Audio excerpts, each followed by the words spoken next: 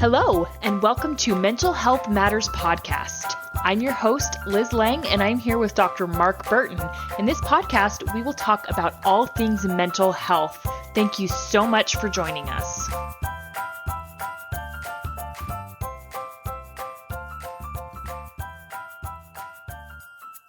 Hey guys, Liz Lang here with Dr. Mark Burton, and this week we are going to talk about jealousy, which is an emotion we are all familiar with. I think it's safe to say that everybody at some point in their life has experienced jealousy, probably as a kid, maybe not as much as an adult, I would say, hopefully, or maybe less as an adult. But we can all remember being a kid and feeling so jealous of something that somebody had. So it's usually over a possession as a child, right? Or a resource, right? So I would say jealousy as a child stems from resources, right? Which is very normal. Right. And in relationships, I guess you could think of a parent as a resource. And so, if a parent is spending more time or focusing more of their energy, say, on one sibling as opposed to the other, then often that can create jealousy. Yeah, and which, sometimes is unavoidable. I think it's pretty normal, especially so if you have a child with special needs. So I'm sure my girls have probably experienced jealousy of the amount of time that I've spent with their little brother being in the hospital. But they also understand, he's in the hospital. But, it doesn't make it any harder for me to be gone away from them for several days.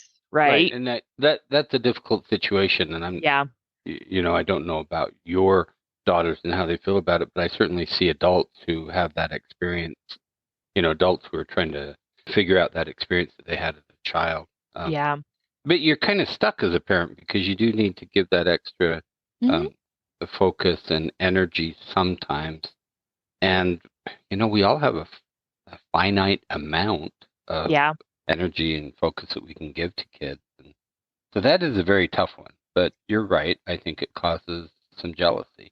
We were going to get to, so what is kind of the root cause of jealousy? I don't know that we can come up with one root cause. But as we're talking about that situation with children, I think it is about insecurity, even in that case, right? Yeah. Because a kid, it's true, a child can say, okay, yeah, my sibling's in the hospital, but it still, does my parent love that child more than he loves me? Kids don't have that. It's just they have less cognitive ability. They're trying to figure out the world. And so it's very tough. Very tough. Yeah, it is. And thankfully, we are a 3-adult household. And so I think that helps. I think that in our case, I think that makes a pretty significant difference because, yes, I'm away, but we have 2 other adults to love and care for the girls. And, and it's something that we talk about and I think my girls are old enough to understand, like they're old enough to cognitively process the why behind it. Especially and I know my oldest is, so she's 11 and she was 10 when all this started. And cognitively, I think she gets it. Now, my younger daughter, I think she also kind of understands too, because she's been in that situation where she's been in the hospital. She had an episode of low blood sugar a few years ago. And so I think she's able to look at that and remember how grateful she was that mommy was with her the whole time. So I think she understands. But again, that's not always the case. And I think with children, I think you're right. I think the best way to combat that instance is just to be open about it and just to talk about it. I think is the best way because again, it's a situation you can't avoid. Right. Right. So, okay, now as an adult, hopefully, you don't feel jealous as much, right?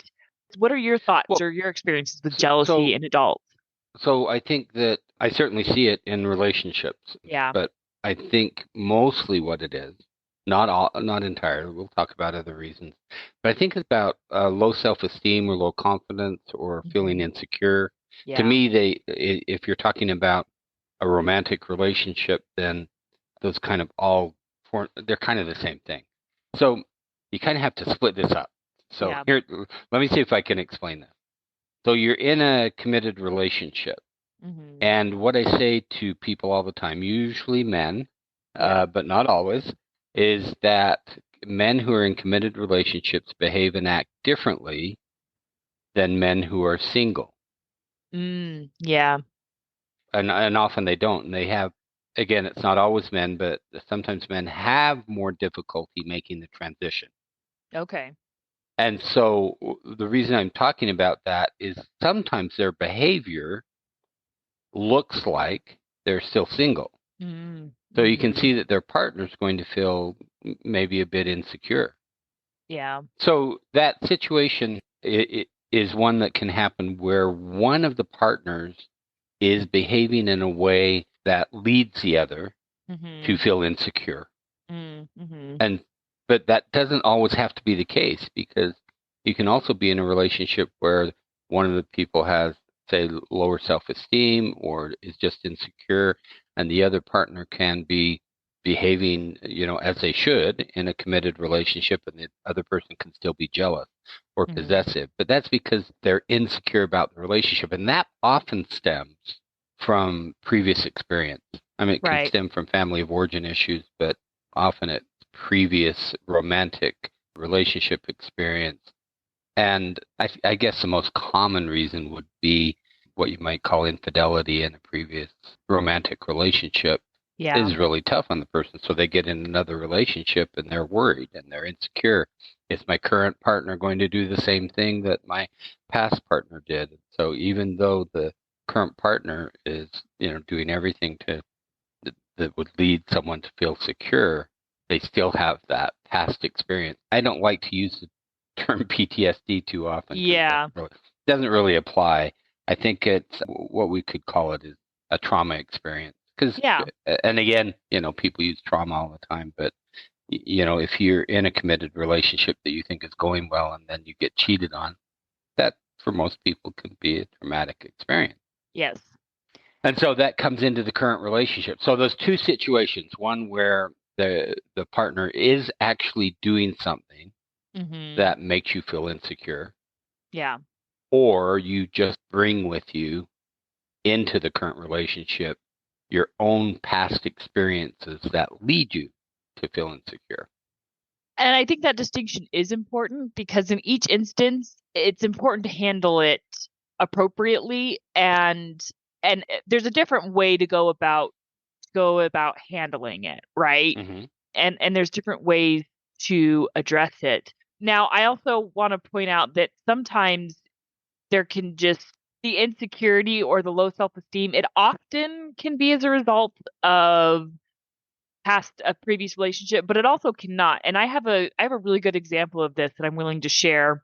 Okay. Where I just felt insecure in my own relationship with Curtis early on, and he thankfully handled it very, very well, as he most often or almost always does with my mental health struggles.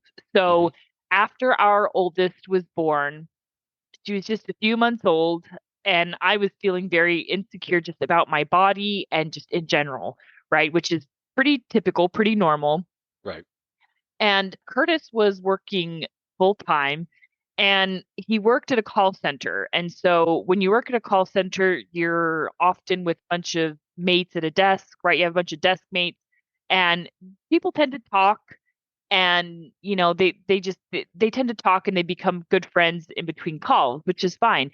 Well, there was this one girl that he had become friends with because he sat right across from her, and I happened to meet her. She was this really cute redhead. I'm feeling really insecure about my body. And he would tell me about these funny things that they would do, and just, the fun that they were having at work, which in general is a positive thing that he's sharing about me. But I felt jealous. Mm-hmm. And, and I felt worried. It's like, well, does he prefer her over me now? Right. Was my concern. And so I told him about it. I was open and I was honest. And I think an important part is I didn't accuse him. I just told him, I know this is probably irrational, but this is how I am feeling right now. And he handled it very well and reassured me. I only have eyes for you. I love you and I love our daughter and there's nothing else. So, we were able to resolve it, but, and I can't say I have any experiences that would cause me to feel any past experiences that cause jealousy or anything like that.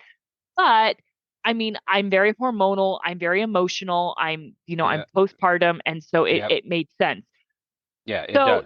so that's my experience, my one experience in my relationship with jealousy. So you bring up a good point as far as committed relationships, that I try and help couples understand that one of our primary tasks in committed relationships is to create emotional safety. Yes. And physical safety, but creating physical safety is usually the easier one. And some people have difficulty understanding how their behavior may create an unsafe emotional environment. So often, so it's not just that you have to work with the person who's feeling jealous because they're feeling insecure. Mm-hmm. In the case where the other partner may be behaving in a way that, say, it's not necessarily appropriate for a committed relationship, then you need to change the behavior. Right. And I want to be clear here that this wasn't Curtis's. No, I'm right. Yeah, exactly. So, and in this instance, Curtis wasn't doing anything wrong. He was just telling me about his day at work, which in general is a good thing, right? Right. So, but in that instance, he was still able to create emotional security for me by giving me that reassurance that I needed. But, in the instance of when somebody's just feeling insecure, or, if their behavior is inappropriate, like, I don't know, maybe things were inappropriate, or if in my example, a man is seeking out this girl, if he's maybe texting her outside of work, or if he's off having lunch with her or something. Right. That's what I'm trying to get to. Sometimes exactly. People can have behaviors where yes, they think it's okay, but in reality, it's not. But I think that in that instance, that it really is about behavior change. Yeah. And that can be hard to say, this behavior isn't really working, because they typically don't see anything wrong with it. Right. And some people are just really friendly. And so they've got this way of being that, they're friendly, they're outgoing. And then if you have that combination of someone being friendly and outgoing to everybody, yes, their partner then is, a little insecure, then that can cause a problem. And that's really tough, because you don't want to say to someone, well, you can't be friendly anymore, but you have to figure out a way maybe to change the behavior slightly so that the other person is more comfortable. And so having the dialogue. I think so. What you said earlier about, you brought it up with Curtis, and sometimes the problem is people don't talk about it for years, and then all of a sudden it gets big and it explodes, and they're coming in 5 years later when this problem has been going on and they've just been holding it in. Yeah. It's really tough to deal with, because they've been married for 5 years and the other person thinks everything's okay. And then all of a sudden everything's not okay. What I do say to couples, often I've said it here before, and when you had your first child, so when that happened, how long had you two been married? Less than 2 years. And what I've said before is I really think it takes about 5 to 10 years to figure out how to be married. And so you can look at that incident between you and Curtis and just think, okay, this is the learning experience. Yeah. What works for one, and all couples need to go through that, where they have the dialogue, because you throw two people together. I don't know why anybody thinks it should just work out. Right. I mean, that doesn't make any sense to me. Because as we've talked about it before, you're taking two mini cultures where you come from, and you're forming, your own little culture in the family. So it's about, we've said this so many times on this podcast, it's all about dialogue. It's how you listen to each other. And the mistake is if you don't talk about it and you just hold it in, because eventually it will come out. Yeah. Yeah. And so that is one of the problems that a lot of couples have. They might feel jealous, insecure, and they don't say anything about it because they think, I want to feel confident, or they don't want to be that vulnerable, I suppose, with their partner. But eventually it's going to going to come out. So we've talked about that low self-esteem and insecurity in relationships, and sometimes, though, it's not about the other person's behavior. So it's not always about the other person's behavior. Yeah. And I see this, and I try and help couples realize it doesn't matter who that person is with. Yeah. They bring that insecurity and that jealousy with them. And so in that case, you really need to work with that person and figure out, okay, how do you, what can you do to internally feel more secure and more confident? I think another reason that it happens sometimes, which feels a little different to me, is fear of abandonment. And that, I think, often, maybe always, comes from family of origin issues.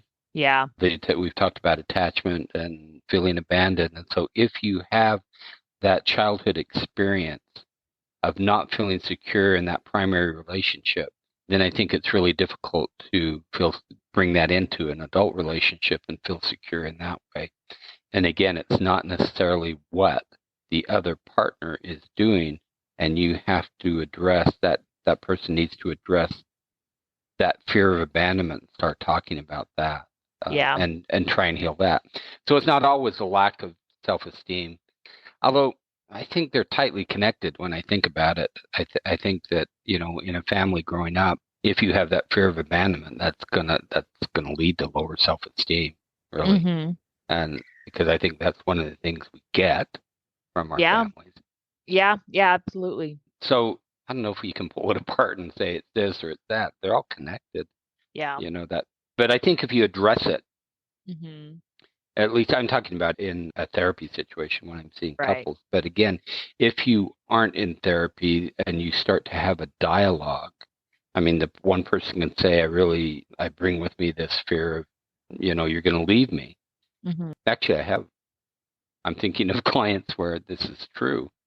And that is really a tough one to get over, because, we've talked about how those connections form in our brain when we're young, when we're a child, when we're an adolescent.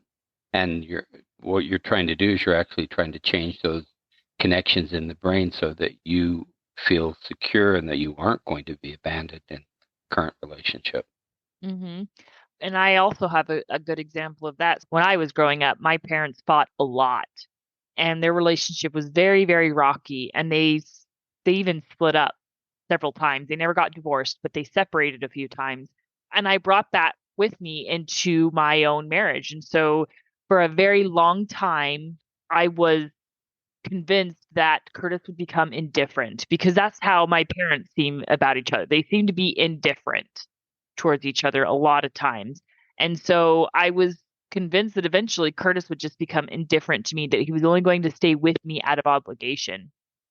And it took a long time for me to move past that, probably about 5 to 10 years, which is what you said is how long it takes to be married.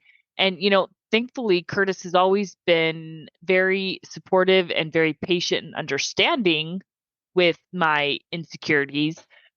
But again, we've had the dialogue about it. We've talked about it. We've discussed it. And I think that's, again, what it comes down to is, in terms of jealousy, it's all about the dialogue. And I also want to talk about the way the dialogue is presented, because jealousy can be tricky, because it can.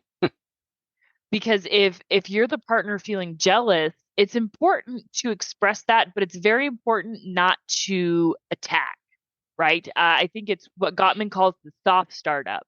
Right. And just say, hey, I'm experiencing this. This is what I'm feeling. And even be specific. When you do this, it causes me to feel this.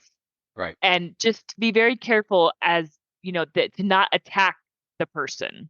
Right. But the other person who's listening to that really has to, the chance that they become defensive is really high. And typically the reason for that is because internally they are probably feeling totally committed to the other person. Right. And we never can truly know what, the other person is feeling internally. So they're feeling secure and they become defensive just hearing, I'm worried about this, or I'm jealous about this. And so if you're listening, both both partners play a part. One has to have the soft startup, and the other has to really work hard to not be defensive. Yeah. Which is another Gottman principle, certainly, that he talks about as far as being one of those things that is typically, it's often present in relationships that are struggling, being defensive. One thing I was thinking about is we've talked about emotions before. So why jealousy? Why do we have jealousy? For me, I believe that we have evolved and developed these emotions, that there's actually a reason for that. And as I've thought about it, I think that for me, often emotions are about preserving the bonds we have or the connections, whether you're thinking of it just as a couple or a family or a tribe, whatever we want to call our tribe or our cultural group. That I think often emotions are about alerting you to something's not quite right. Yes. And so in some cases, it's something's not quite right with your partner, something's not quite right with my experience. And so for me, emotions, and any emotion, jealousy included, is really about giving you information about what's going on in your world. Yeah. And I think the end result is that if you do what you and I have been talking about as far as, say, the dialogue or changing behavior, the end result then, as you have pointed out with you and Curtis, is a stronger bond. Yes. Yeah. So I think that often emotions are about that.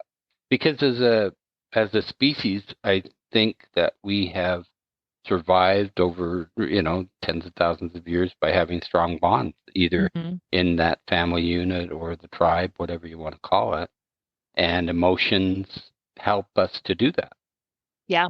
Yeah, exactly. And we know that, human connection as a species, we are hardwired to connect. We need connection. It's essential for our survival. And so when that connection gets interrupted in some way, we want to fix it. And I think that's also what causes us to become defensive, or what causes us to lash out, right? Because if you're feeling jealous, it's because, it's a sign of wanting the relationship, right? And so, or the sign that you feel, it may not be accurate, you feel like the relationship is somehow in danger, but you want it to keep going, right? And it's that fear that you're going to lose something you want. And so maybe if you're the partner who is, I don't want to say accused, but if you have a partner coming to you and saying, I'm feeling jealous, or I'm feeling this way, I mean, take it as a good sign. Well, right? Or take it as a sign that this person wants the relationship to continue and they're feeling insecure, right? Right. And it's information. Now, there are other cases, and this is hard to go into because sometimes people come into the relationship and they do have emotional issues or mental health issues where they are possessive. But I think even in that case, I think that the person maybe becomes possessive as a result of that low self-esteem or insecurity. Yeah. But that feels a little bit different to me, and I've certainly seen that where now statistically, if you look at men and women, I think they both feel jealousy. They feel it in different ways. Often men, it's about the physical interaction, say with their partner, the physical interaction with someone else. That's fear. For women, it's more about the emotional interaction that you might have. So, even if you go back to the example you gave about Curtis, it was totally an emotional interaction that he was having with his coworker. Yeah. So women tend to be more jealous of that. Men tend to be more jealous of a perceived physical interaction with their partner. But I think that if you are one of those people who are possessive, for me, that gets into someone who is controlling and probably abusive in some way, which is a whole different topic. But I just wanted to point that out, that it's not always as simple as either fear of abandonment or being insecure, or low self-esteem, that sometimes you do have people who have mental health issues that cause them to be very possessive and controlling. That's a little bit different. It's going to be expressed as jealousy. Which makes sense. And I think in that instance, hopefully some therapy Well, work through it? That's a very tough one because often it results in that cycle of abuse. And, as you and I have talked a couple of times, if there's abuse going on, it's one of the few times that we really, at least for me, I think you agree with this, that if there's physical abuse going on, it's one of those things that you don't stay in the relationship, or at least you separate for safety. And it doesn't mean you can't solve it, but you never stay in a relationship where you're in danger physically. But I think the hardest thing is often people are in danger emotionally. There's verbal abuse or emotional abuse that goes on with those people who are possessive because it's the way that they maintain control in the relationship. And it's really hard for the person who's the abuser to change that. I know that they can. I just think it's very, very tough. And I would never say to someone, you need to stay in the relationship till this person figures it out, because it's so damaging. The emotional abuse, the physical abuse is so damaging. It really is. Yeah. It creates a different type of trauma. Right. And so that's a situation that I think also exists, not quite as often as the insecurity or the low self-esteem, but it's still out there. Yeah, it is. Okay, so let's pivot here real quick in closing. Okay. Jealousy over time spent. So, for example, maybe someone is feeling jealous because their partner is working so much, right? Or they're spending so much time on a hobby. Good point. So this is a different type of jealousy, but no less valid. Well, I don't know if it's different. For me, I would just say the relationship is with something else. It doesn't have to be with a person. Yeah. I mean, the relationship is with work, or the relationship is with the hobby. Yeah. And what that leads to, which I've certainly seen this a lot, is the partner doesn't feel important or valued. Yeah. Because there's all this time and energy going to something else. And so the other person clearly values work or clearly values the hobby. And actually, this has changed over the years that I've been doing this work. It used to be mostly men were the ones who, say, would get really involved in work and just work all the time. Yeah. That's not necessarily the case now. I think often women do that as well. But when I had a situation like that, I would say to the man, okay, tell me your values. Like, what is the most important thing in your world? And without exception, they'd always say, well, my wife or my kids or my family. And I'd say, okay, where do you spend your time? Then tell me that. And so their values do not correspond with their behavior. Right. And so in that case, so the person could be jealous of the time spent at work. The only way around that is behavior change. Right. Which can be so difficult because sometimes a job can be demanding. And right. It is. Surgeons. Surgeons have, I'm going to make a general statement. Surgeons have a very tough time with relationships because of that. Their job is so demanding. Well, and I think work-life balance is important. In fact, Curtis was in a job where the work-life balance was so poor and he felt like he was working so much, he switched jobs. Yeah. But thankfully, he had the ability and the capability to do that. Not everybody does. And I think that's important to acknowledge. Yeah, not everybody does, but it can be work. You're right. It can. It's not always the person. It's not. How do we say this? It's just sometimes it's something else. It's situational. Hobbies. Yeah. Yeah. So. Yeah. It certainly can. It certainly can be situation. And I think because in terms of a hobby, or something like that, it's really easy just to point out the behavior and to make a change. That's a little bit easier. But in terms of a job, if you just have a demanding job, it's, if your job just genuinely demands too much of you, you can't just up and quit your job, right? Because that's your livelihood. Yeah, but often with jobs, it's not necessarily that the job is demanding, it's that the person feels like they have to be working. Yeah. 15 hours a day. I've certainly seen that.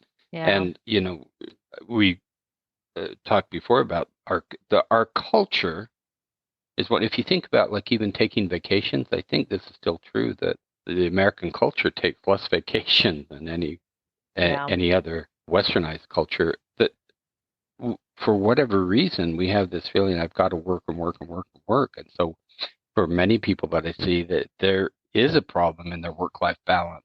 but they feel they have to do it. I don't know that it's necessary that the job demands it, although sometimes it does. Yeah. But often it's just the person cannot figure out how to have that healthy work-life balance. Yeah. Right. And I think sometimes it can be the values of the company, and I think sometimes it can just be the values of the person, like you said, is they feel like they have to be successful. And I think oftentimes too is when, and I think they're justifying it thinking, I'm providing a better life for my family. I'm working more. I'm making more money. I'm giving them things, right? I'm giving them material things. When what they really want and what they really need is you. The connection. And so I've certainly heard that before. Again, not always from men, but mostly from men, is that we raise men often to think that is their job in relationships, is to be the provider and to have a good life. And so they believe, like, if they're doing this, that they are fulfilling their main task in relationship. When I agree with you, the main task, especially now where often there are two, both partners are working, the main task is really about connection, I think. I agree. I mean, yes, you have to have a job and you have to have to earn a living, but what they often forget is that the connection, the relationship, is really important too. I think it comes back to your favorite word, boundaries. You need boundaries and balance, right? Boundaries create a balanced life. And so if you have appropriate boundaries at work where you set that boundary of, yes, I am committed to this job and I want to do well in this job, but my family is more important than this job. I think if you can set that boundary, any good employer is going to see that and be understanding. Okay. So takeaways. The takeaway is for me is dialogue. At least in a relationship, that if you're feeling that, if you're feeling jealous or insecure, there's a reason. It might be what the other person is doing, not always. Often it's internal and what you bring with you to the relationship. And the dialogue is a place where you start. Do not hold this in. Do not. I think that is a big mistake that people often make. They think, oh, I'll just get over it. Dialogue. That's it. We could probably take most of our episodes and come down to, talk about it in the relationship. Yeah, I think so. And I think another takeaway for me is delicacy with this topic. I mean, address it, but be mindful of your words and the words you use. You've said this many times before. Good relationships take filter. Yes. And so, right. So, think through what you're going to say to your partner and think through how you're going to say, right? Right. See, if you have the dialogue early on, I think it's more likely that you're going to have the soft startup that you talked about. Yeah. If you hold on to it for years, then one day what you're going to do is explode. Boom. Right. That is not a soft startup. That's going to be a hard startup. And it's going to create further problems. Right. So, okay. Next week, we are going to get into pathological liars, which can be a fun topic to discuss, but is it hard to deal with in relationships? Right. It's fun to talk about, fortunately, at least for me, and I know you. Well, I don't have anyone in my life like that, but that is really tough. So we'll talk about how hard it is. Yes. All right. We will see you all next week. Goodbye, everyone. Have a question for Dr. Burton? How about a topic you'd like us to cover? Send us an email at mentalhealthpod21@gmail.com. This podcast was produced and edited by Liz Lang. Music is by Audio Lounge.